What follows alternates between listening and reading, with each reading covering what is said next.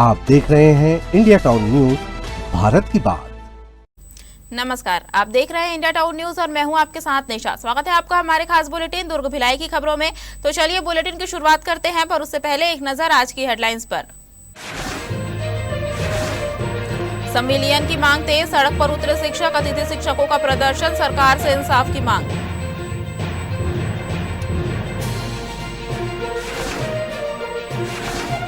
एक एपीके और 4 लाख पार, पुलिस ने गुजरात से दबोचे साइबर ठगी के 2 शातिर, ऑनलाइन ठगी के अंतर्राज्यीय गिरोह पर कार्रवाई।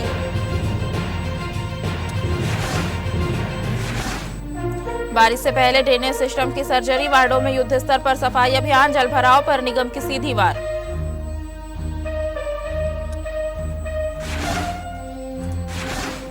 चार किलो से ज्यादा गांजा जब्त, ग्राहक का इंतजार कर रहे थे आरोपी, पुलिस ने धर दबोचा।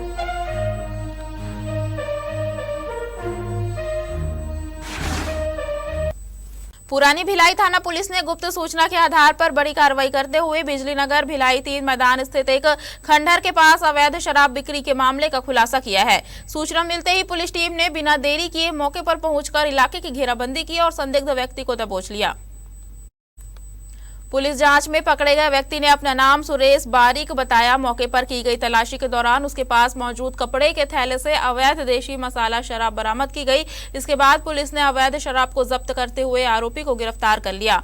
मामले में आगे की जांच जारी है। साथ ही यह भी पता लगाया जा रहा है कि आरोपी इस अवैध कारोबार में अकेला था या किसी नेटवर्क से जुड़ा हुआ है। खबर भिलाई से है, जहां भिलाई स्टील प्लांट में सुरक्षा व्यवस्था को चुनौती देते हुए स्क्रैप चोरी की कोशिश को सीआईएसएफ ने नाकाम कर दिया। मामला भिलाई भट्टी थाना क्षेत्र का है। जानकारी के अनुसार केंद्रीय औद्योगिक सुरक्षा बल की भिलाई इकाई को सूचना मिली थी कि केनाल गेट के पास 2 युवक बिना नंबर की स्कूटी में भारी मात्रा में स्क्रैप आयरन लेकर भागने की कोशिश कर रहे हैं।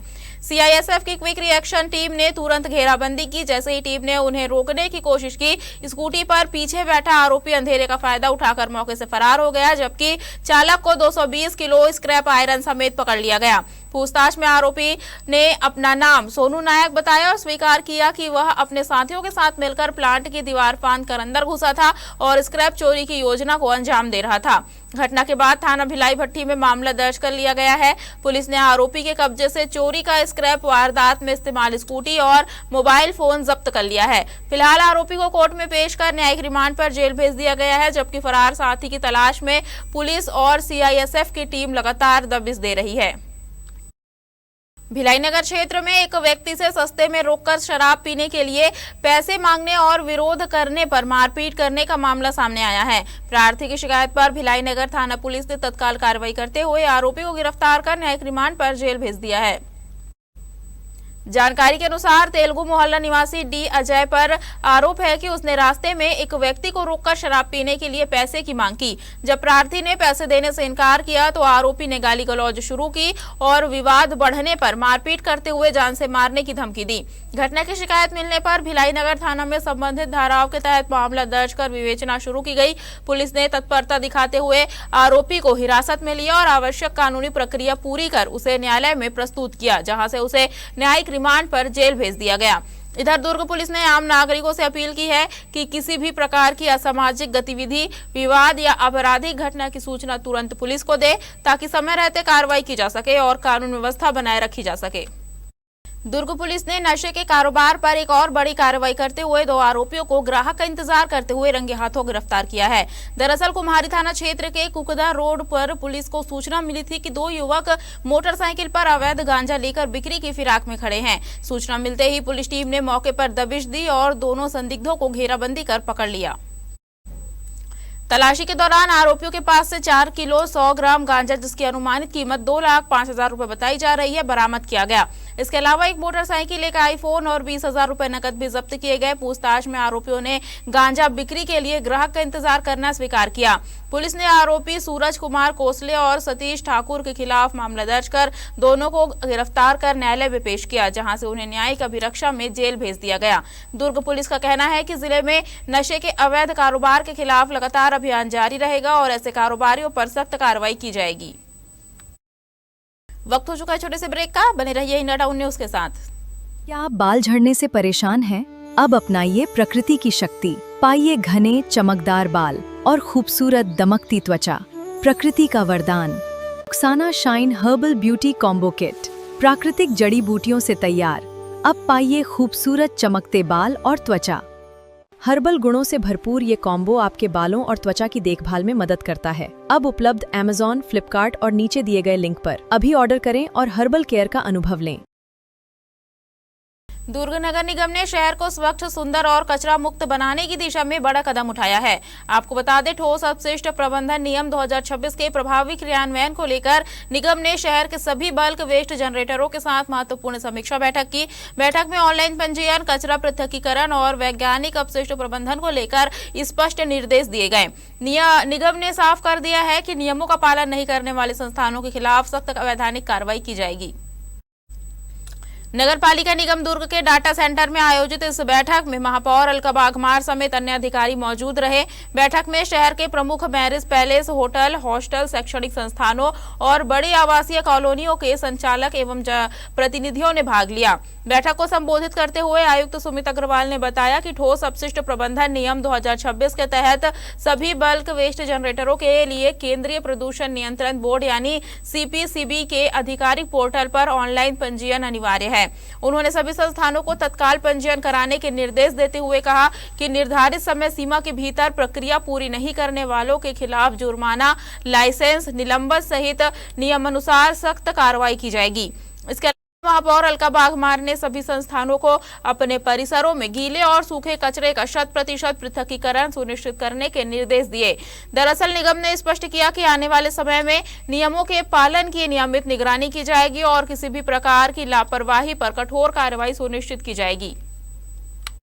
10 साल से स्कूलों में पढ़ा रहे अतिथि शिक्षकों का सब्र अब जवाब देने लगा है। नियमित शिक्षकों जैसे जिम्मेदारियां निभाने के बावजूद संविलियन नहीं होने से नाराज शिक्षकों ने गुरुवार को दुर्ग में सड़क पर उतरकर सरकार के खिलाफ मोर्चा खोल दिया। प्रदर्शन के जरिए उन्होंने साफ कहा कि अब आश्वासन नहीं बल्कि संविलियन पर ठोस फैसला चाहिए।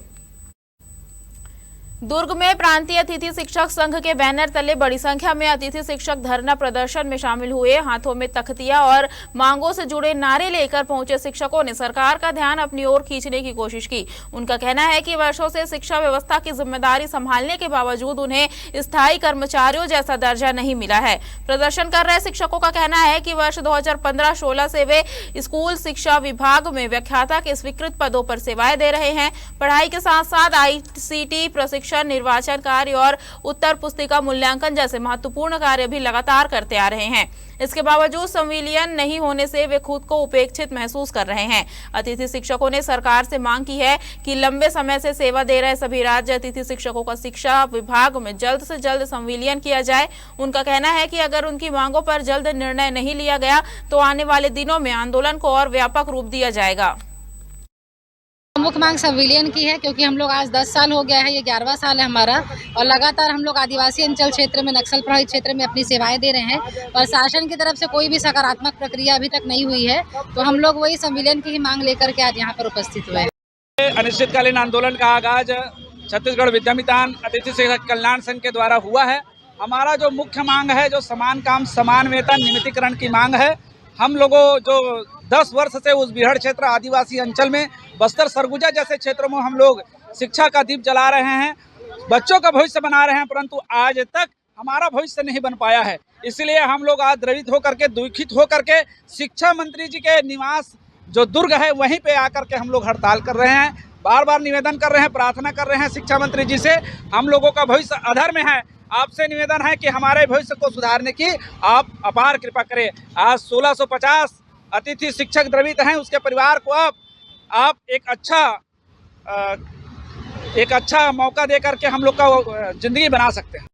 सिर्फ एक APK फाइल डाउनलोड करना भिलाई के एक व्यक्ति को लाखों रुपए का नुकसान पहुंचा गया। लेकिन साइबर अपराधियों की चाल ज्यादा देर नहीं चल सकी। तकनीकी जांच और डिजिटल ट्रेल के सहारे भिलाई नगर पुलिस ने गुजरात तक पहुंचकर अंतर्राज्यीय साइबर ठगी गिरोह के 2 सदस्यों को गिरफ्तार कर लिया है।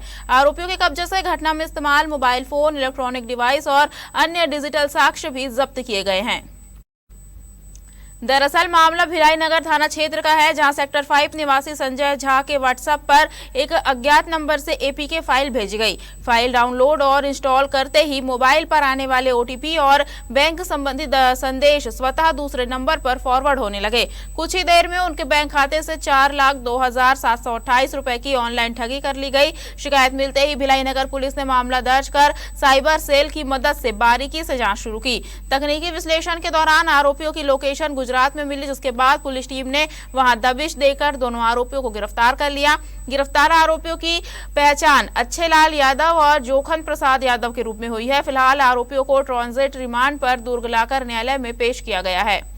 मानसून की दस्तक से पहले भिलाई नगर निगम ने जल भराव के खिलाफ मोर्चा खोल दिया है। आपको बता दें, जिन वार्डों में हर साल बारिश के दौरान सड़कें तालाब बन जाती थी, वहां इस बार पहले से ही नालियों की सफाई, चौक पॉइंट खोलने और वर्षा जल निकासी व्यवस्था को दुरुस्त करने का काम तेजी से किया जा रहा है।